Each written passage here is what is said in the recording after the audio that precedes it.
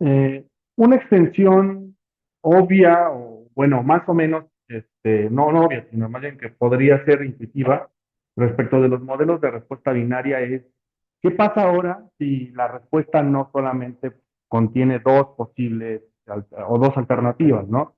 O sea, lo que hemos hecho hasta este momento es pensar si en un escenario en el que solo observamos un modelo subyacente, como lo planteamos fue que Y solo podía tener dos opciones, uno y 0. Y dijimos, bueno, ocurre Y siempre que el modelo subyacente sea mayor que 0 y ocurre Y es igual a 0 cuando el modelo subyacente sea menor o igual, ¿no? Dijimos, esto es lo que podemos observar es el modelo con una respuesta 0 y 1, pero subyacentemente hay una cosa, digamos, un proceso detrás, que es una regresión convencional que está dada por X y por beta más epsilon, ¿no? Es lo que nosotros sabemos que ocurre detrás del proceso. Pero la pregunta que ahora me quiero hacer es, ¿qué pasaría si en realidad mi proceso o el fenómeno que estoy observando no incluye únicamente dos posibles valores, sino que incluye eh, tres o más valores, ¿no? Es decir, este tipo de fenómenos pueden ser variados, pero supongamos por un momento que lo que observamos es que Y tiene un posible valor de 0, 1, 2, así hasta jésimo. Cada uno de estos posibles escenarios puede corresponder con diferentes situaciones. Por ejemplo, decisiones, ¿no? De las personas, decido trabajar o estudiar o simplemente no hacer nada, ¿no? Ni trabajar ni estudiar, hacer otra cosa, ¿no? O por ejemplo también decisiones de las personas como cómo selecciono las diferentes oportunidades, por ejemplo, de estudiar en diferentes situaciones. De estudio, en el caso, por ejemplo, de educación de secundaria o bachillerato más bien, estudio en una escuela incorporada a un sistema específico como el de la UNAM, a otro sistema como el del Politécnico, o un sistema más abierto como un bachilleres, o alguna preparatoria más local con un sistema distinto, ¿no? Entonces, son múltiples decisiones.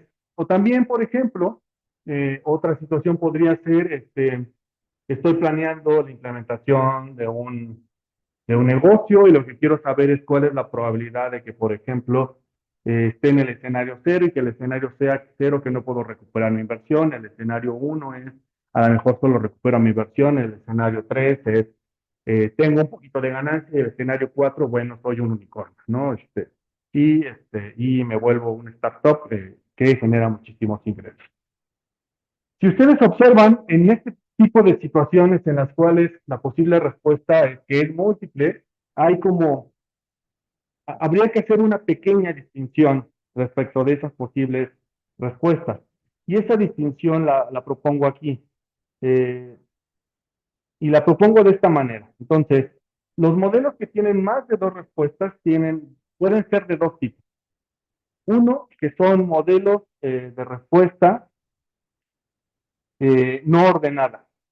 Y otro, digamos, por analogía, una respuesta ordenada. ¿En qué se diferencian uno de otro?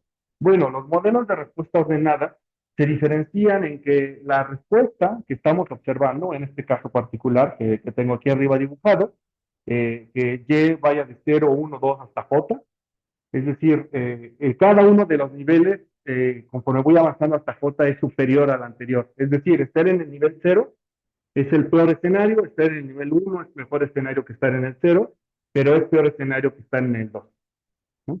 Y así sucesivamente. Entonces es una respuesta ordenada. En este caso es como la situación que les comenté. Eh, es mejor que mi negocio recupere al menos su inversión, sí, pero sería mejor que generara ganancias. Pero sería mejor que generara muchísimas ganancias, ¿no? Esa es una situación. Otra situación podría ser por ejemplo, calificaciones de calidad. Eh, Me gustaría, si, por ejemplo, si trabajo para una compañía que recibe reseñas de clientes, me gustaría que los clientes me dieran 5 estrellas y que no me dieran 4 o 3 o 2 o 1 o 0, ¿no? Entonces, si ustedes se dan cuenta, ese tipo de respuestas son ordenadas porque estar en el nivel inferior es lo menos deseable. También hay respuestas no ordenadas, que es el otro escenario. Entonces pongo dos escenarios, ¿no? Respuesta ordenada, entonces son modelos conocidos como de respuesta nominal, es decir, importa el orden. eh, y, perdón, sí, en respuesta ordenada importa el orden y respuesta no ordenada es el orden no importa, ¿no? Por ejemplo, en este caso estaría elijo un diferente tipo de nivel educativo o de sistema educativo. Ahí en realidad no puedo decir que un sistema sea mejor que otro, ¿no? Simplemente son enfoques distintos.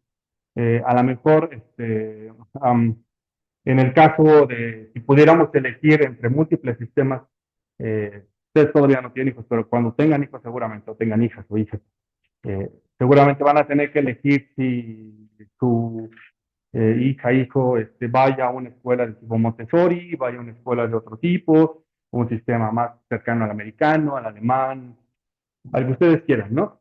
Pero ninguno de esos sistemas, digamos, puede estar por encima de otro, porque en realidad no sabemos, simplemente son enfoques, ¿no? Son formas de enseñar distintas. Entonces son modelos, sería una respuesta no ordenada. ¿Vale? ¿Hasta aquí alguna duda con estos dos modelos distintos? No. Vale, entonces yo lo que voy a hacer en esta clase es, voy a hablar de los modelos de respuesta multinomial, que serían modelos de respuesta no ordenada, es decir, voy a empezar por esos, y la siguiente clase voy a abordar los modelos de respuesta ordenada. Entonces empecemos primero por los modelos de respuesta no ordenada. A estos se les conoce como modelos de respuesta multinomial y únicamente se implementan bajo una lógica de logic, ¿sí? Entonces se llamarían logic multinomial. La razón por la que solo se implementan en logic, porque estimarlo en una versión probit implicaría, recuerden, ¿cómo distinguimos cuando es un logit y es un probit? Es la función de densidad subyacente. En el caso de logit es una logística, en el caso de probit es una normal. Bueno, la razón por la que ocupamos logit multinomial únicamente en este caso es porque la solución analítica para una logística es una solución cerrada. En el caso de los modelos probit no hay una solución cerrada para la distribución normal. Existe la integral, existe la formulación de la integral, pero resolver esa integral no tiene una solución cerrada. Tenemos aproximaciones numéricas, ¿no? Por eso tenemos tablas de normal. No tenemos necesariamente una ecuación que nos permite calcular la probabilidad exacta. Siempre calculamos con base en una tabla. Bien, entonces eso es un elemento, no pequeño, sino más bien un elemento suficiente para que entonces optemos por únicamente utilizar la forma lógica. Ahora, ¿qué es lo que detrás estoy planteando? Bueno, entonces, algunas cosas que quiero que pensemos en esta situación. Entonces, en este mundo donde voy a estar ahora, sigo hablando de los casos en los cuales voy a tener, digamos, cada una de las observaciones va a ser un par ordenado que va a incluir a la variable y con con sus respectivos elementos o variables explicativas del fenómeno y. ¿Sí? Entonces será este par ordenado tal que las posibles opciones que tiene y son 0, 1, 2, así hasta j. Entonces, digamos, este es el fenómeno. Dicho de otra manera, lo que voy a tener es que y solo voy a poder observar la parte realizada, que sería observo el escenario 0, el escenario 1, el escenario 2 o el escenario j de x. Lo que voy a hacer ahora es asignar a cada uno de estos escenarios, al escenario 0, al escenario 1, así hasta el escenario J, les voy a tener que asignar cuál es la probabilidad de que justamente ese escenario ocurra. Entonces, eso es lo que me voy a preguntar.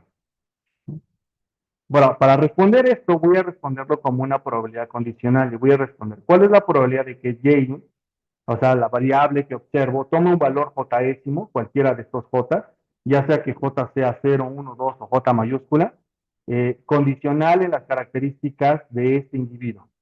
Entonces, por ejemplo, ¿no? ¿Cuál es la probabilidad de que una persona que tuvo la mejor educación basada en un sistema Montessori elija un sistema Montessori para sus hijos?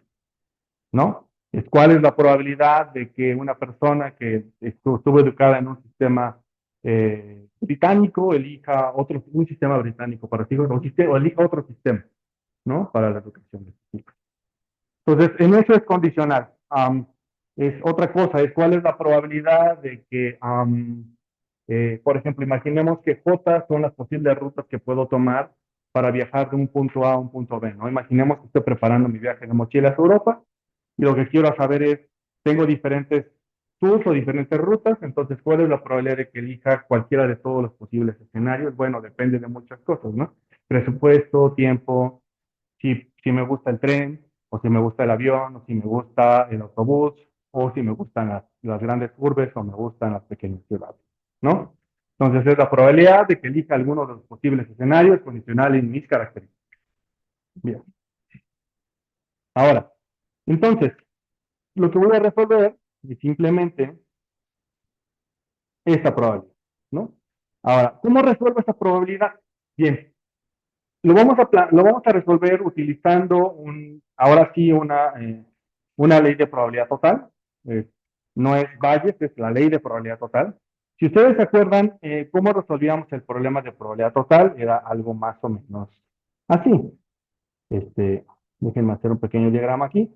Entonces, la ley de probabilidad total funciona en este escenario. Supongamos por un momento que tenemos el espacio muestral, que a este que le voy a llamar, le puedo llamar este, que es como lo más común, el espacio muestral total. Y supongamos que lo que observamos es que el espacio muestral está particionado. Está particionado en un montón de regiones. Vamos a asumir que la partición total de este espacio muestral está indexado en uno, 2, 3, así, hasta la última región, que es la región J, ¿no? Entonces, ¿cómo calculamos cuál es la probabilidad, por ejemplo, de estar ubicados exactamente en una región, digamos, voy a poner un cuadrito y voy a ponerle la región J minúscula? ¿Cuál es la probabilidad de que estemos justamente en esta región J minúscula? ¿Cómo lo resolveríamos? Bueno, la ley de probabilidad total dice que para resolverlo es simplemente tomar el valor o el área que significa esa región J chiquita respecto de quién, de todo el espacio muestral, ¿no? Esa es la ley de probabilidad total.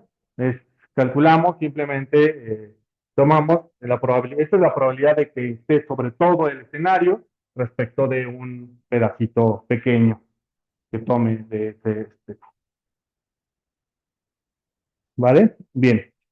Ahora, y simplemente son regiones, ¿no? Entonces, la región está aquí, ¿cuánto vale? Entonces, aquí aparece este concepto de teoría de la medida que espero que hayan revisado alguna vez en su vida, pero cuando escuchen ustedes eso, medida significa que estamos midiendo cuánto vale esa área, ¿no? Entonces, ¿cuánto vale esta pequeña región J respecto de todas las regiones? Sí, estamos midiendo ese tipo de situación. Bien, así lo voy a resolver. Entonces, mi propuesta va a ser simplemente esta ecuación.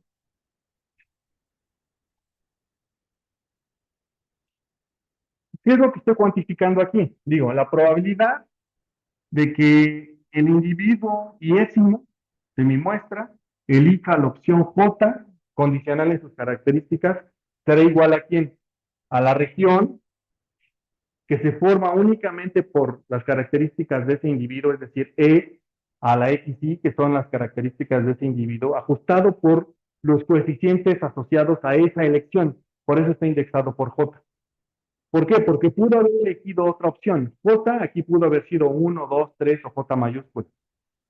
Entonces, entonces noten que la región implica que depende de qué región haya elegido, ¿no? De este cuadro. Entonces, una vez que elegí esta región del cuadro, entonces todo eso lo divido respecto de el valor que tiene cada una de las áreas de ese cuadro,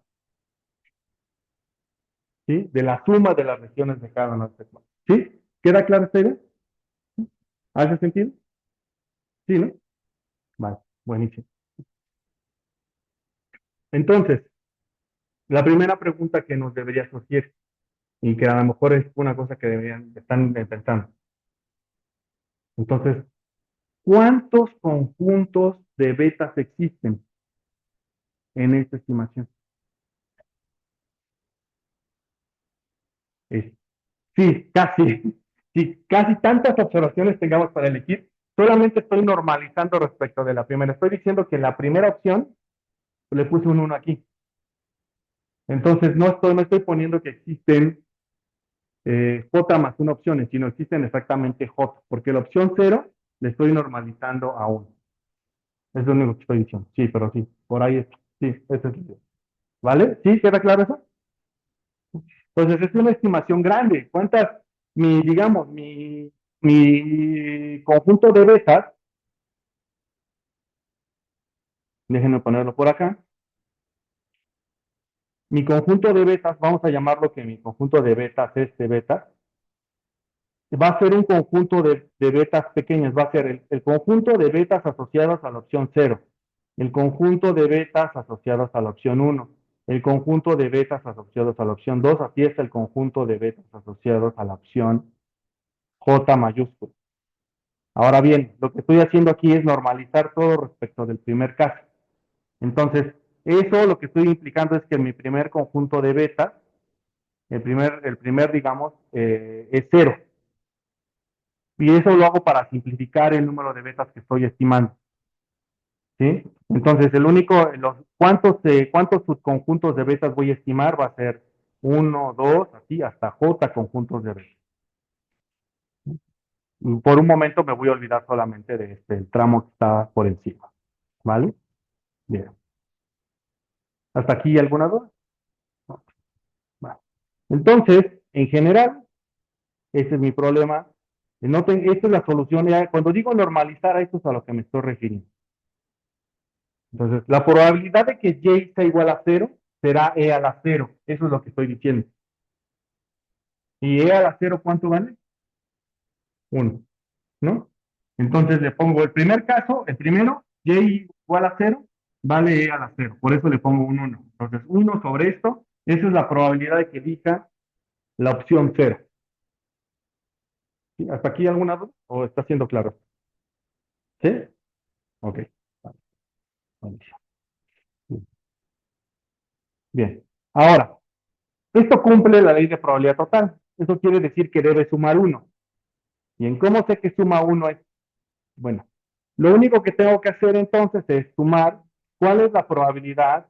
No, perdón. Lo que tendría que hacer es, voy a poner aquí un espacio, es de encontrar. Lo que tengo que garantizar es que la suma de las probabilidades individuales de que y sea igual a j para todos los j posibles sea igual a 1. Eso quiere decir que la probabilidad de que y sea igual a 0 condicional en las características de ese individuo, más la probabilidad de que y sea igual a 1 condicional en las características de ese individuo, más, así sucesivamente más, la probabilidad de que y sea igual a j mayúscula condicional en sus características, todo esto debe sumar 1.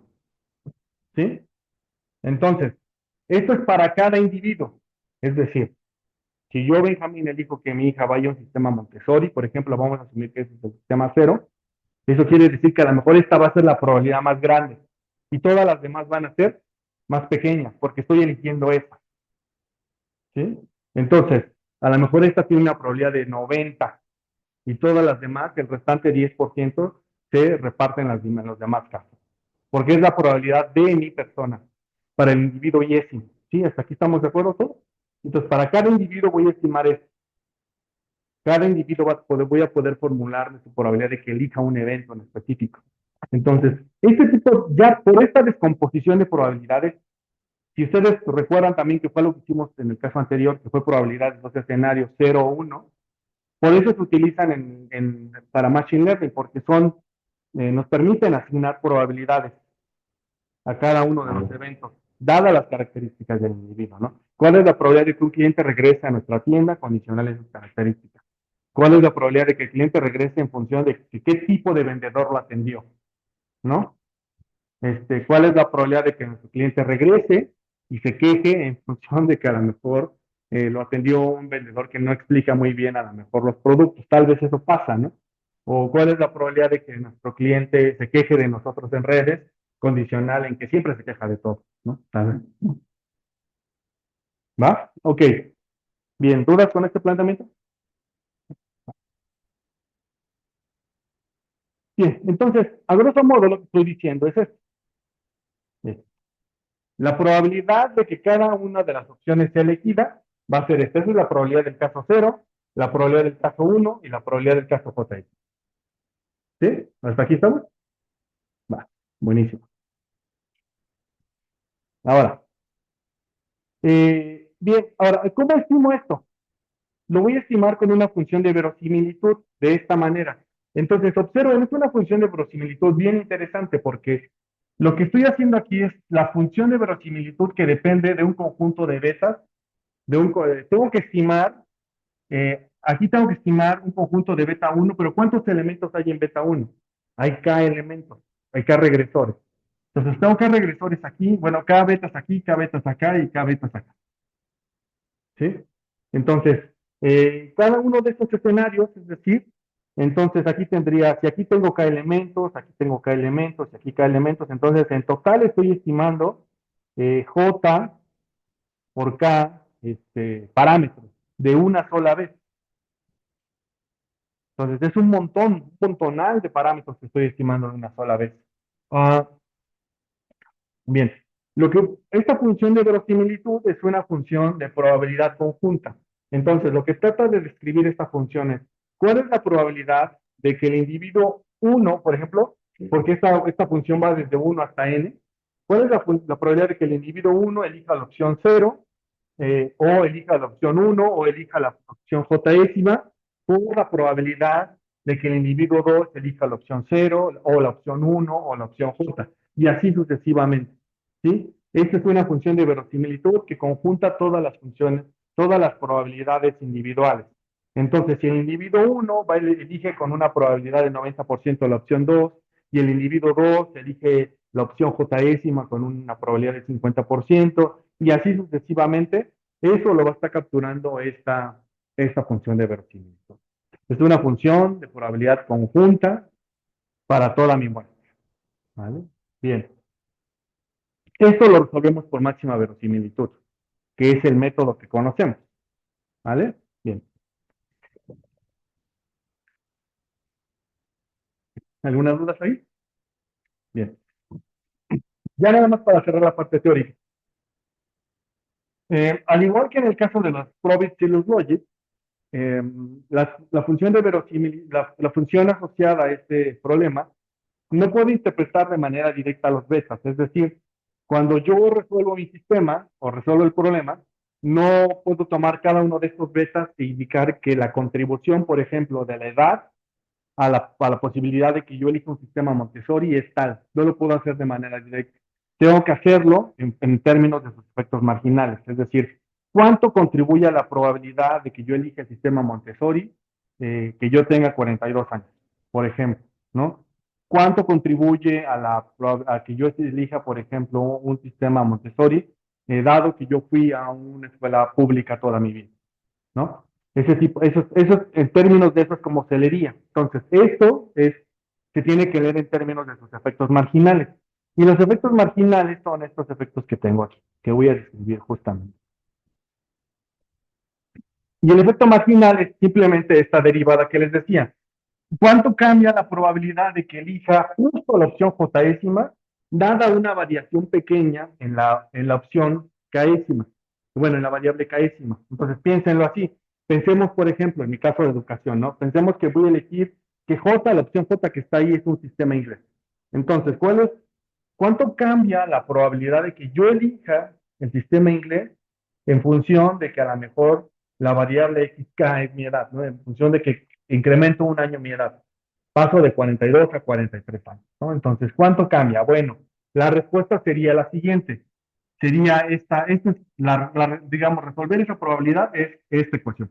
Tal cual ustedes pueden tomar la ecuación que está arriba, esta que está aquí, de probabilidad j-ésima, ¿dónde está? Esta, hagan esta derivada que les estoy planteando y lo que van a encontrar es esta ecuación, ¿no? Es solamente resolver esta ecuación. No tiene mayor ciencia. Son derivadas, pues. Pero queda algo muy lindo, observen. La respuesta es esto, ¿cuánto cambia? ¿Cuál es el efecto marginal de que elija la opción j-ésima dada una variación en la variable k? Bueno, primero es la probabilidad de que elija justo la opción j. ¿Sí? Primero es esa probabilidad, porque puede haber elegido otras opciones. Pero el efecto marginal es primero la probabilidad de que elija esa opción. ¿Están de acuerdo? Bueno, primero es como en el caso de mi cuadrado, cuando hice mi cuadrado de opciones, es decir, cuando hice mi malla de partición, lo primero que tengo que garantizar es que justamente cuando elegí entre todos estos posibles cuadros, elegí justamente el cuadro J, este cuadro, ¿no? Entonces, ya elegí este, porque podía haber elegido todos los restantes, pero elegí justamente este. Entonces, por eso es la probabilidad de que Y sea igual a J. Ajustado por cuánto vale el beta asociado a esa elección, ¿sí? Menos la probabilidad, porque ¿quién es esto? Observen esto. ¿Quién es esta expresión que está aquí? Olviden la suma. ¿Quién es esta expresión? La probabilidad de que de elegir la opción H, otra opción. Entonces, lo que estoy diciendo es el valor que tiene la beta asociada a la opción J-ésima, ajustado por la probabilidad de haber elegido alguna de las otras H opciones, dado, ajustado por quién, por su respectiva beta. Es decir, la edad, supongamos que,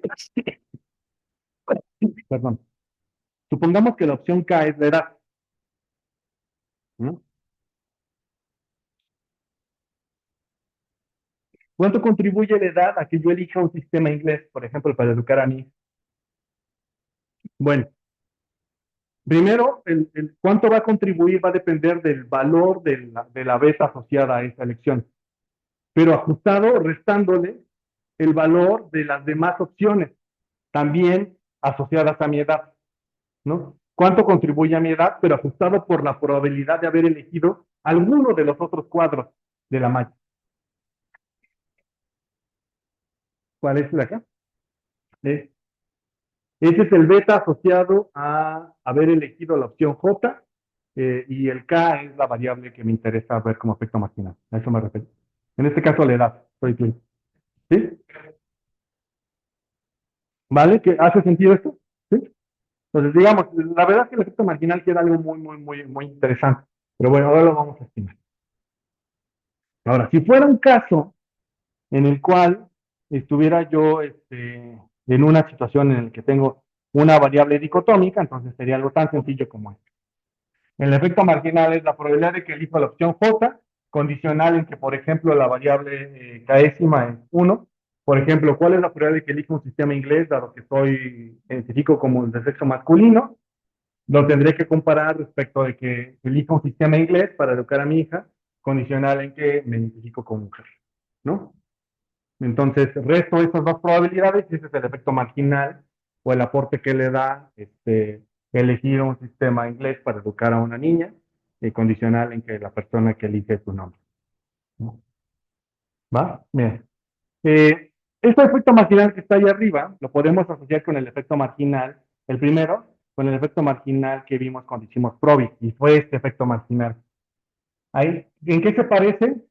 Se parece muchísimo, porque esta G es la probabilidad de elegir la opción 1, ajustado por beta, pero la diferencia es que en este caso, digamos que el beta se ajusta por los diferentes escenarios de los demás valores de beta.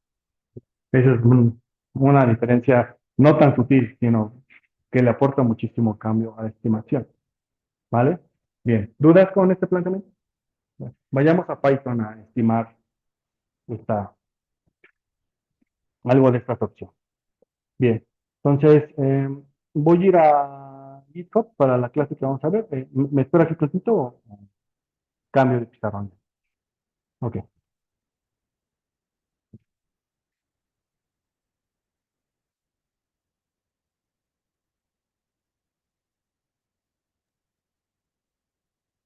va.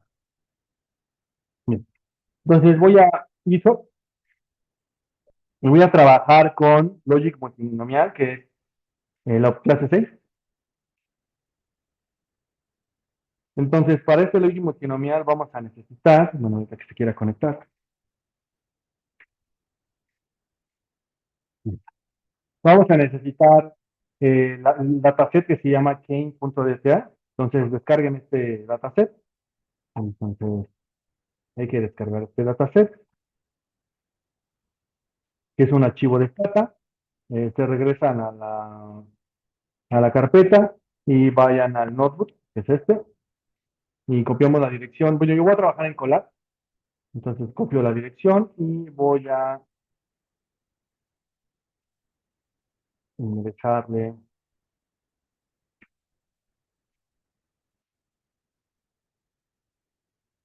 la dirección URL y ahí. Este es el logit multinomial que vamos a trabajar hoy, ¿vale? Recuerden, hay que subir el archivo del dataset de trabajo.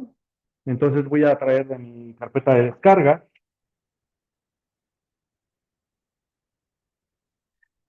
el archivo de Kane.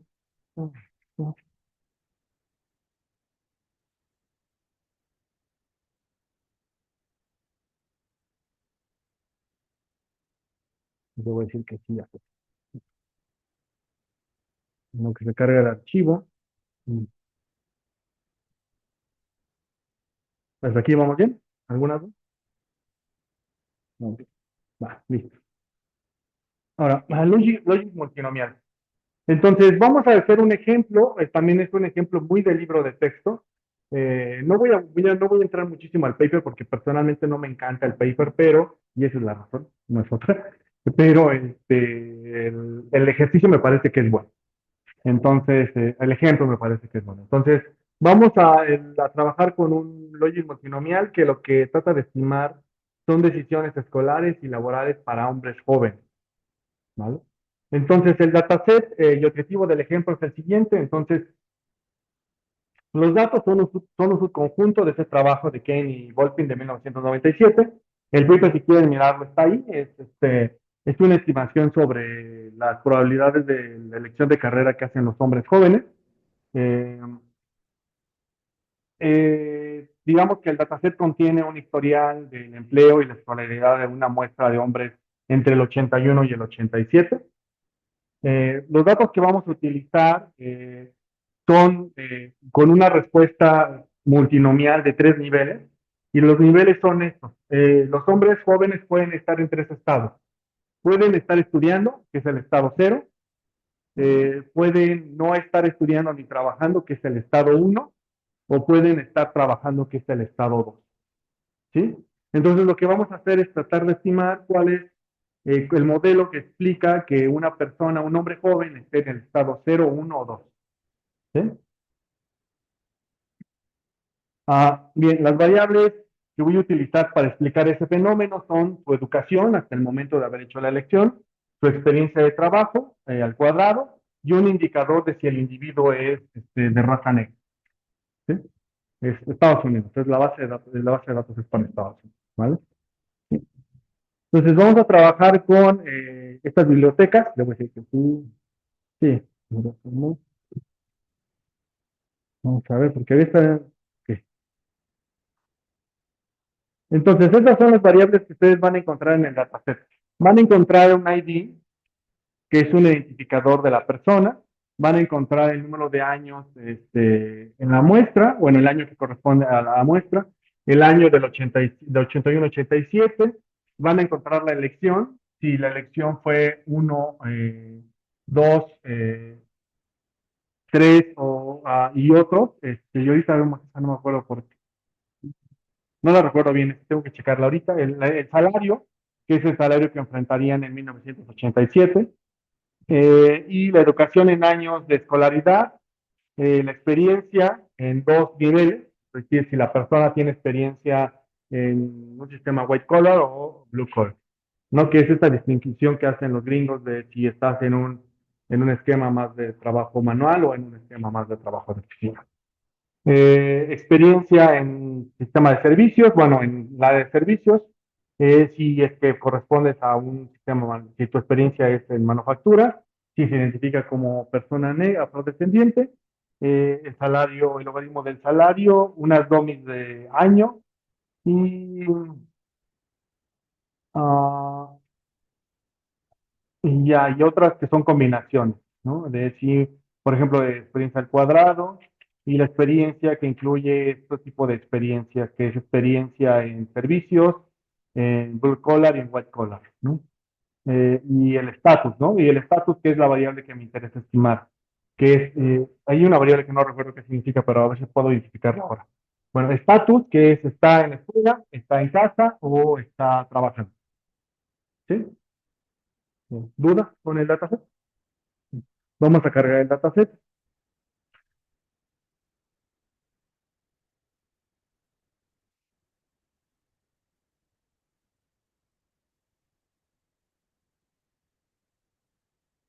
Les da un ratito porque no es un dataset nativo de Python, sino es de Stata.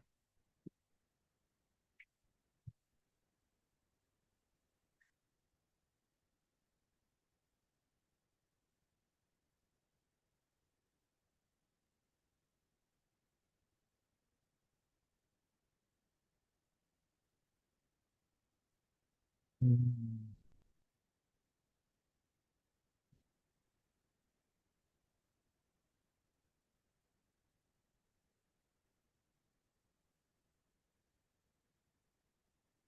Vamos a dar un minuto más. A ver si-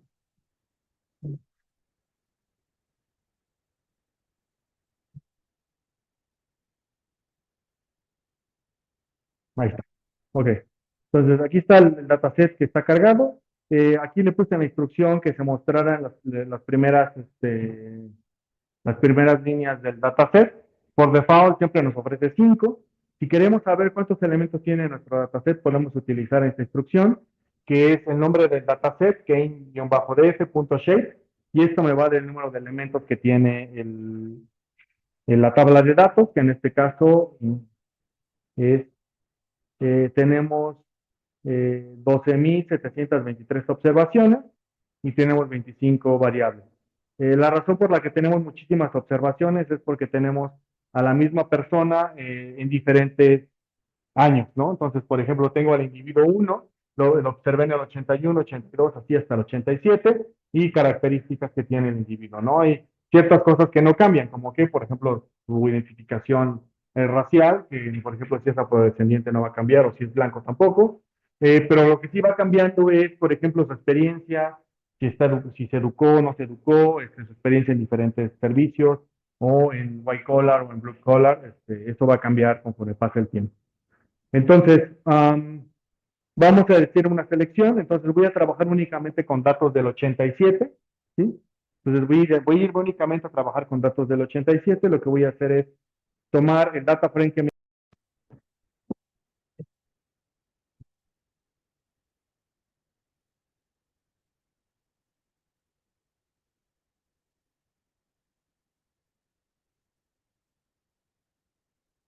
Bien, ok, ya volvimos. Ok, bien. Entonces, lo que voy a hacer es con punto log, voy a localizar aquellos valores que cumplen con esta condición. Entonces es un filtro simplemente. Le digo que de la variable que del dataset se llama kane.df, guión bajo df, voy a seleccionar la variable que se llama y87 y que solo me voy a quedar con aquellos que tienen exactamente el valor de 1. Entonces esto se va a volver un dataset más pequeño. Puedo agregar aquí simplemente una línea más para ver cuántos datos voy a tener ahora. A ver si este dataset se llama Kane. Y vamos a elegir, vamos a ver cuántos datos me voy a quedar ahora, después de haber hecho el filtro. No sé si solo soy yo, pero mi conexión está muy lenta.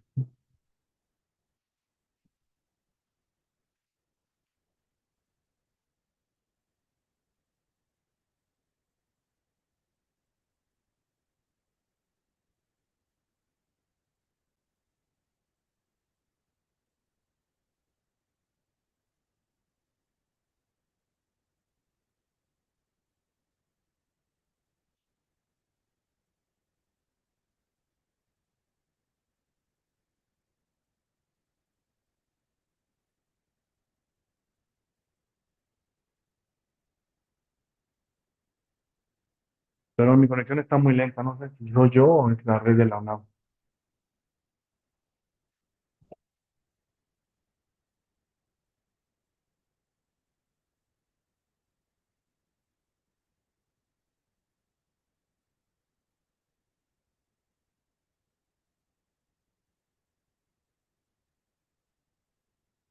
Ujú.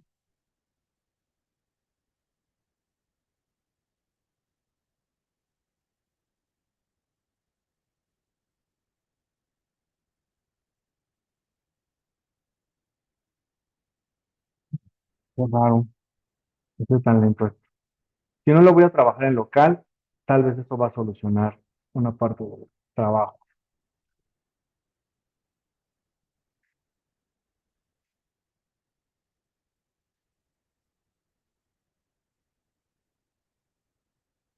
Lo voy a trabajar en local porque Colab está bastante lento.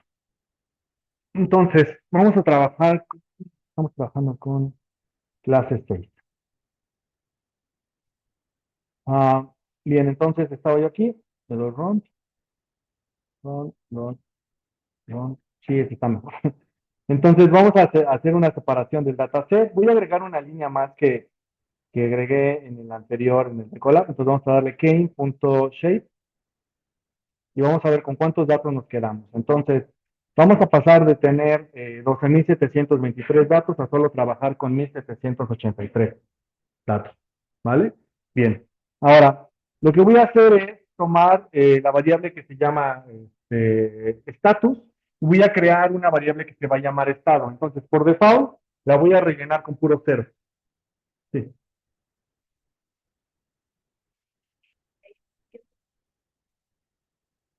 Uy. Es una buena pregunta.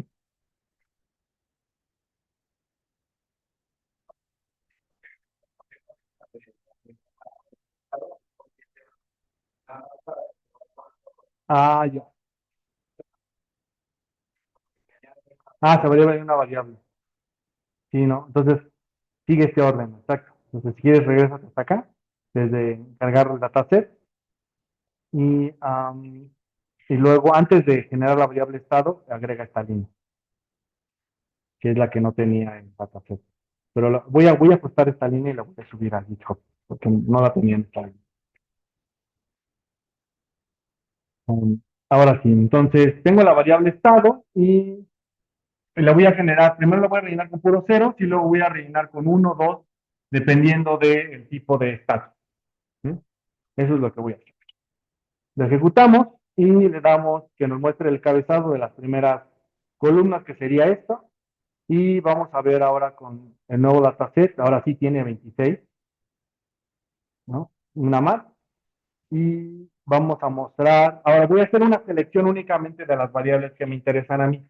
Me interesa la variable de estado, la variable de educación, la variable de experiencia, la experiencia al cuadrado y si la persona se identifica como, bueno, si es afrodescendiente, ¿no? Entonces, voy a hacer lo siguiente, voy a estimar la variable estado en función de estas cuatro variables. ¿Sí? ¿Hasta aquí queda claro? Buenísimo. Entonces vamos a hacer eso y vamos a hacer primero mirar un cross table para ver cómo se ve el cross table, que sería simplemente un conteo muy rápido de cómo se ve la educación y el estado. Entonces, por ejemplo, las personas que están en el estado cero, que el estado cero era, déjenme, no me acuerdo cómo lo hicimos aquí arriba. Aquí arriba está. Ah, sí. El estado cero va a ser está en la escuela, el estado uno está en casa y el estado 3 está trabajando, ¿vale?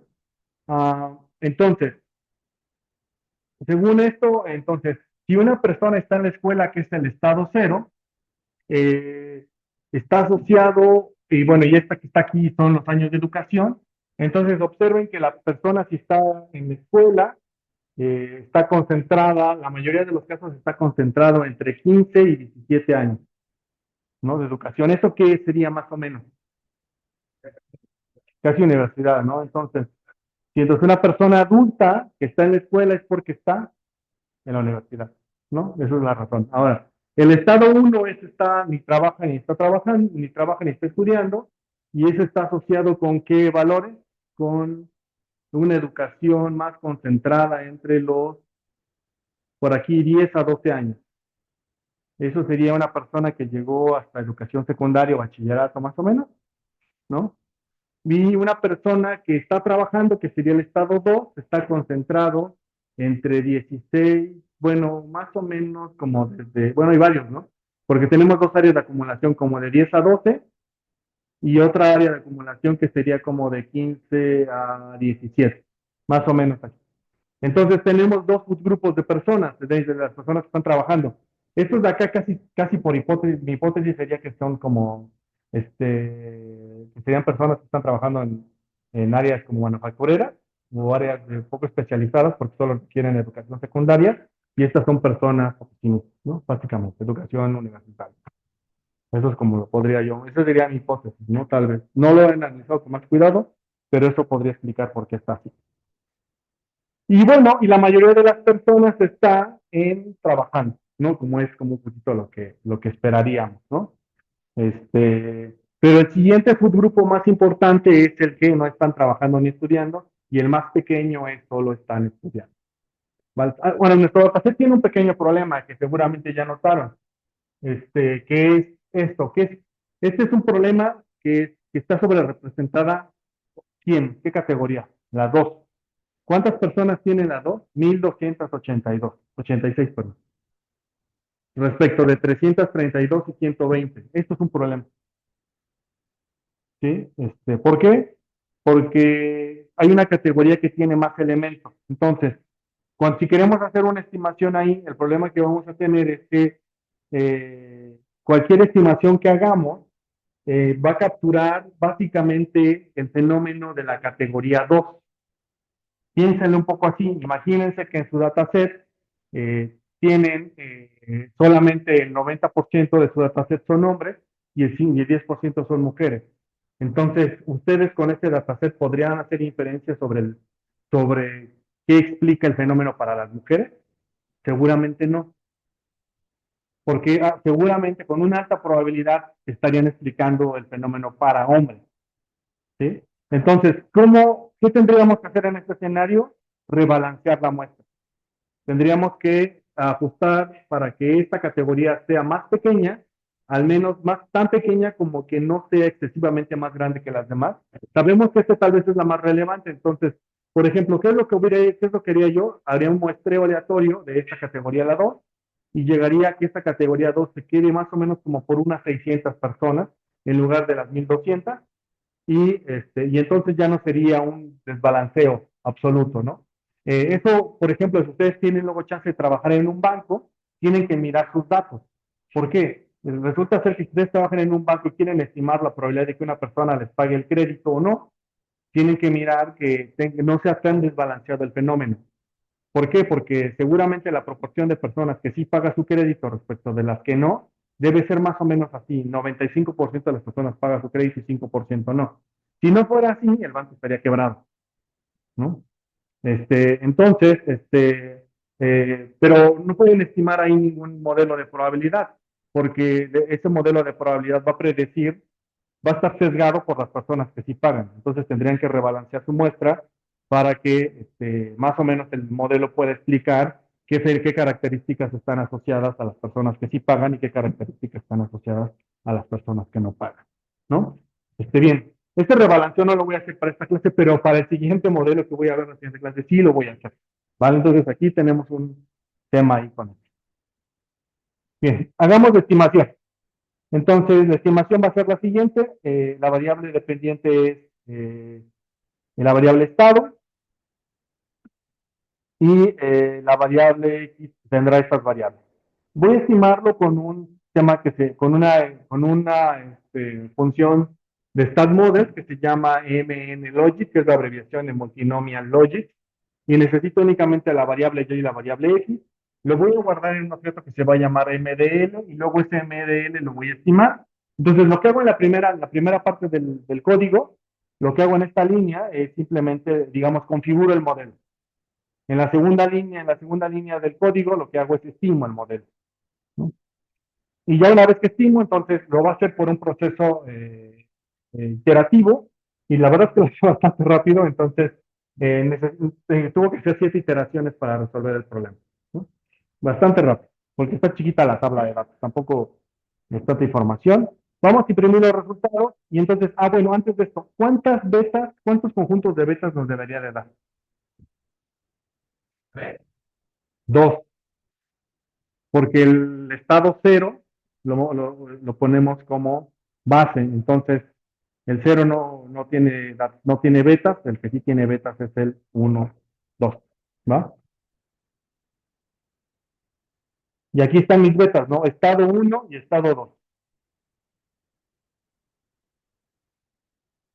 Bien. Ahora, entonces, también como decisión de investigación, si este multinomial logic solamente me puede dar eh, el número de categorías, el número de betas para asociados, no a todas las categorías, sino a las que son distintas de cero, entonces también tengo que tener cuidado cómo codifico. Porque, por ejemplo, si yo quiero aprender a explicar qué es lo que hace que las personas estudien, entonces sería una mala idea poner a la categoría de estudiar como a la categoría cero. Mejor la dejo como categoría uno, categoría 2 para que me dé sus coeficientes. ¿Sí? Entonces, en este caso dejé la categoría de estudiar como cero, porque a mí no me interesa mucho describir por qué las personas estudian. Yo quiero entender por qué las personas no estudian ni trabajan o por qué trabajan. ¿Sí? Entonces, el panel de arriba me dice qué explica que una persona trabaje, que no estudie ni trabaje, y el panel de abajo, que es el estado 2 me diría qué hace que una persona esté trabajando. Entonces, asumiendo que el desbalanceo también está generando un sesgo, pero vamos a asumir que el desbalanceo no nos preocupa en este momento. Entonces, eh, pueden observar, incluso aquí ya pueden observar que las correlaciones, eso sí se puede interpretar. Por ejemplo, el estado uno, que es que una persona que no trabaje ni estudie, lo que dice es lo siguiente, dice que, por ejemplo, la educación está correlacionada negativamente con que la persona ni estudie ni trabaje. Es decir, que si le metemos más años de educación a las personas, seguramente no van a estar en el estado de no trabajar ni estudiar. Si le metemos más experiencia, entonces también, por ejemplo, una política de generar experiencia sería una buena idea porque disminuiría tal vez la probabilidad de estar en un estado de no trabajar ni estudiar. Sí, no, esto todavía no son afirmaciones, solamente es correlación hasta aquí, ¿vale? Luego la experiencia al cuadrado también, pero noten, la experiencia al cuadrado es negativa. Entonces, ¿eso qué significa? ¿Cómo es la correlación? La correlación sería algo así. Al menos de la experiencia. Si ustedes tienen como variables de respuesta el no estudiar ni trabajar, no estudiar, no trabajar, y lo tienen respecto de la experiencia, lo que tienen es esta situación. Es que el coeficiente cuadrático es negativo, entonces la forma de la relación es esta. Quiere decir que hay una experiencia delito aquí, a partir de la cual ya no contribuye la experiencia a disminuir que la persona no trabaje ni estudie, ¿no? Entonces, podríamos encontrar un nivel de esperanza de experiencia óptimo. Si hiciéramos una buena política pública, nos hubiéramos preguntado, ¿cuánto necesitamos de dotar de la experiencia a las personas que no trabajan ni estudian para saber que eso va a detonar que entren al mercado laboral? Y no lo hubiéramos hecho como se me ocurre que un año, ¿no? No sé si les suena algo, pero espero que sí. Este, Se llama diseño de políticas públicas y no ocurrencias. Este, Bien, luego tenemos la persona es afrodescendiente. Las personas afrodescendientes ciertamente están correlacionadas con estar positivamente con estar en un estado de no trabajan ni estudian. Bueno, eso hubiera sabido bueno para nosotros saber, ¿no? Si las personas que no trabajan ni estudian están correlacionadas con alguna de estas características, ¿no? Por ejemplo, esto hubiera sido muy interesante. Bien, ahora las personas que están trabajando, observen cómo es que su experiencia, notan cómo es que el conjunto de educación el conjunto de experiencia es positivo. Entonces, ¿cómo es su curva? ¿Cómo es su relación con la experiencia? Si es positiva, su curva de estos amigos es así, de los que están trabajando. Interesante, ¿no? Bien, ahora veamos los efectos marginales, porque esos son más fáciles de interpretar. Si vemos los efectos marginales, bueno, y aquí otra cosa, por ejemplo, en el caso de las personas que son afrodescendientes, eh, si eres afrodescendiente, tienes menos probabilidades de estar trabajando. ¿sí? Verosimilitud es con la que encontramos estos coeficientes. Esa es la función, eso es lo que nos permitió la función de verosimilitud, ¿vale? Y el valor de la log está aquí. Ese es el valor de la función de verosimilitud. Mm, Es que ese valor no lo puedes interpretar porque solo lo podrías interpretar si tienes varios modelos, para saber si la función de verosimilitud es mejor con diferentes especificaciones. Por ejemplo, una cosa que a lo mejor podrías hacer es variar el número de regresores y ver si la función de verosimilitud mejora o no. Eso sí lo podrías hacer, pero aquí no tendría una interpretación. Sería comparativamente con otros modelos. Sí, exacto.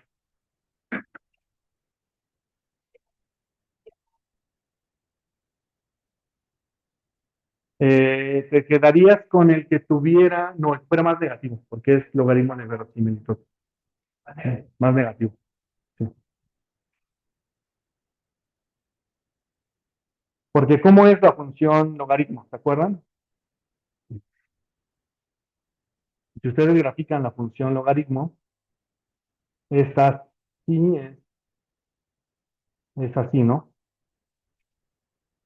Aquí en el uno vale cero, ¿no? Aquí en el uno, perdón, vale cero. Entonces tú quieres que la función sea lo más pequeña posible, entonces es asintóticamente se acerca aquí a los negativos, pero quieres que esté entonces muy negativo. Es por esa razón, ¿vale? Bien. Ahora sí, efectos marginales. Eh, Aquí abajo están los efectos marginales, y entonces los efectos marginales no se generan para todos los estados. Eh, entonces, ahora sí, estos sí se pueden interpretar de manera más directa, es decir, por ejemplo, una variación en la experiencia eh, disminuye en 0.03 por 0.03 la probabilidad de que la persona esté estudiando. Entonces aquí se ve el trade-off, ¿no? Entre estudiar y trabajar. Si tienes experiencia, muy probablemente tu costo de oportunidad de estar en la escuela versus estar trabajando es alto, ¿no? Entonces a lo mejor por eso optas por seguir trabajando. Esto le pasa muchísimo a las personas que tienen licenciatura y entonces cuando se preguntan y ven su cartera y dicen, me voy a la escuela a estudiar la maestría o me quedo trabajando, dicen, no, pues me quedo trabajando, ¿no? Me voy a estudiar la maestría, me quedo sin dinero. Entonces, eso es un poco este fenómeno que está aquí, ¿no? De la experiencia que está negativo. Luego, en el estado uno, que son personas que no trabajan ni estudian, entonces se nota que la experiencia, aquí sí esto ya lo podemos interpretar de manera directa, es decir, la experiencia disminuye en 0.09 la probabilidad de que la persona no esté estudiando ni trabajando. Por ejemplo, que una persona sea afrodescendiente y ciertamente su probabilidad de que no esté trabajando ni estudiando se incrementa en 0.05. ¿Qué otra cosa podríamos ver? En el caso de aquí abajo también, las personas que son afrodescendientes, por ejemplo, si son afrodescendientes, su probabilidad de que estén trabajando disminuye en 0.06. Entonces, sobre todo este puede ser un poco lo que analiza es precisamente este efecto que tiene las personas afrodescendientes para estar en este estado, porque también este estado de no estar trabajando ni estudiando ha sido un análisis que ha preguntado muchísimo la economía laboral, ¿no? Bien, ¿duda?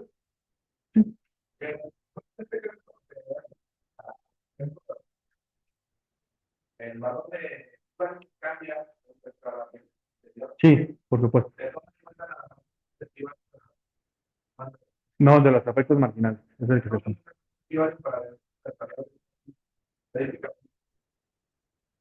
Bueno, aquí arriba te dice si son, es que esta de acá te diría si son estadísticamente significativas en cuanto a la regresión, pero el efecto marginal, que es el que al final quieres interpretar, digamos, son escenarios distintos. El de arriba evalúa la significancia en la regresión y abajo evalúa la significancia del efecto marginal. ¿Sí? Ok. Va. Bien, nada más aquí una cosa. Este efecto marginal está mal para el caso de los afrodescendientes, porque los afrodescendientes así no se tendría que evaluar. Tendríamos que haber calculado la probabilidad de estar en el estado cero y eliminar la probabilidad de estar en el estado cero condicional en que eres blanco, ¿no? Entonces, porque son dicotómicas, ¿no? Pero aquí lo estoy interpretando de manera directa, pero ese es probablemente ese efecto marginal está mal, ¿vale? Bien. ¿Dudas? ¿Comentarios? ¿No? Ok, excelente, bien. Entonces, aquí lo voy a dejar, entonces tomémonos unos minutos para revisar lo de la tarea. A ver.